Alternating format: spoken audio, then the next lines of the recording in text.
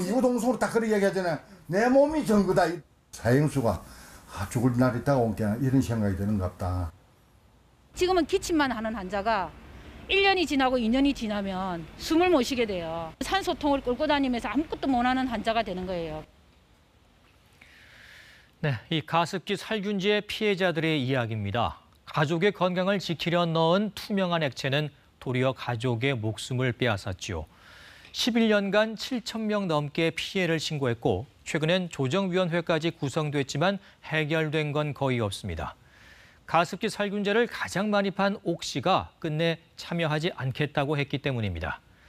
급기야 조정위원회는 옥시의 분담금을 대폭 낮춰주겠다고 제안했지만 옥시는 이마저도 거부한 것으로 KBS 취재 결과 확인됐습니다.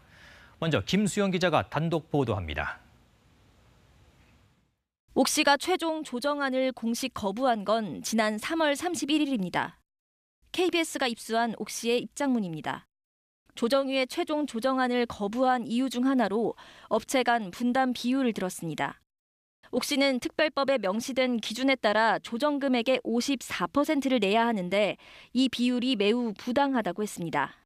또 원료 공급업체도 적절한 책임을 져야 한다는 주장도 합니다. 이 같은 요구에 지난달 19일 김희수 조정위원장과 박동석 옥시 한국 대표가 직접 만났습니다. 조정위는 이 자리에서 옥시의 분담 비율을 법적 기준보다 11%포인트 낮은 43%까지 내려주겠다는 파격적인 제안을 했습니다. 액수로는 최대 1,000억 원 정도입니다. 조정위는 옥시 분담금을 깎아주는 대신 줄어든 금액을 예비비로 충당하려 했습니다.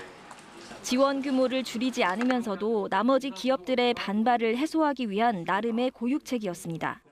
그런데 옥시는 이 제안도 거부했고 일주일 뒤 결국 조정위 불참을 선언했습니다. 옥시는 그러면서 공식 석상에서는 높은 분담 비율 등을 계속 문제 삼았습니다. 전면적인 재검토 의사가 있으시다고 하면 저희 회사는 조정위 연장에 대해서 반대하지 않습니다. 조정위 관계자는 옥시가 분담 비율을 낮춰주니 다른 조건들을 제시해 애초 지원 계획이 없는 것처럼 느껴졌다고도 밝혔습니다. 피해를 가장 많이 입히고 가장 물건을 많이 팔았던 사람들이 문제 해결을 안 하려고 하는 의도가 뭘까? 결국은 의지가 없는 것하고 똑같은 거잖아요. 옥시는 조정위원장의 분담금 감면 제안을 받고도 왜 거부했냐는 KBS의 질의에 원료 공급업체도 적정한 책임을 져야 한다는 자신들의 요구가 관철되지 않아 거절했으며 향후에도 자신들의 요구를 변경하거나 양보할 계획은 없다고 밝혔습니다. KBS 뉴스 김수연입니다.